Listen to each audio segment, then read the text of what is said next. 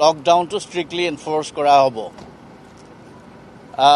গতিকে মই সদায় ৰাইজক অনুৰোধ কৰিম, কোনেও গাড়ী লৈ বাহিৰত নাহিব। মই এইটো আগতেও সকলোকে অনুৰোধ কৰিছোঁ, প্ৰাইভেট গাড়ী লৈ পেলাই ওলাই নাহিব। আমি কেৱল তেওঁলোককহে এলাউ কৰিম যাৰ হাতত অথৰাইজেশ্যন, ভেলিড অথৰাইজেশ্যন কিবা এটা থাকিব, অৰ্থাৎ আইডেণ্টিটি কাৰ্ডে হওক, অথৰাইজেশ্যন লেটাৰ, যদিহে এছেঞ্চিয়েল ছাৰ্ভিচেছৰ গাড়ী হওক, মানুহ হওক, কিন্তু এখন অথৰাইজেশ্যন লেটাৰ লাগিব। কাৰণ বহুত মানুহে ফাঁকি দিয়ে, মিছাকৈ কয় মই আমুক বুলি, তাৰপিছত তেওঁ নিজৰ ব্যক্তিগত কামত ঘূৰি ফুৰে। এনেকুৱা ধৰণৰ বহুতো উদাহৰণ আমি দেখিছোঁ।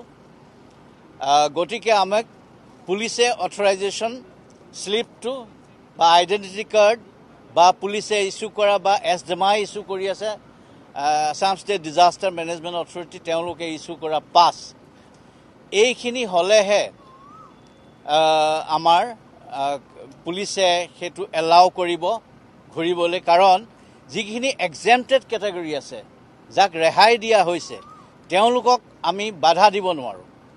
ৰেহাই দিয়া কেটেগৰীখিনি চলিব, এছেঞ্চিয়েল ছাৰ্ভিচেছে হওক, প্ৰেছেই হওক, অন্যান্য পাব্লিক ছাৰ্ভিচ ডেলিভাৰীৰ কাৰণে যিখিনি বাহন নিয়োগ কৰা হৈছে সেইখিনি চলিব।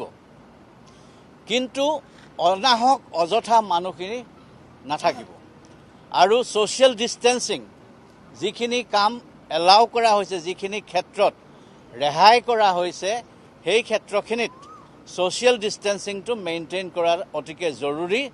যদিহে ছ'চিয়েল ডিষ্টেঞ্চ মেইনটেইন কৰোৱাত নহয়, তেতিয়াহ'লে পুলিচে কঠোৰ ব্যৱস্থা গ্ৰহণ কৰিব।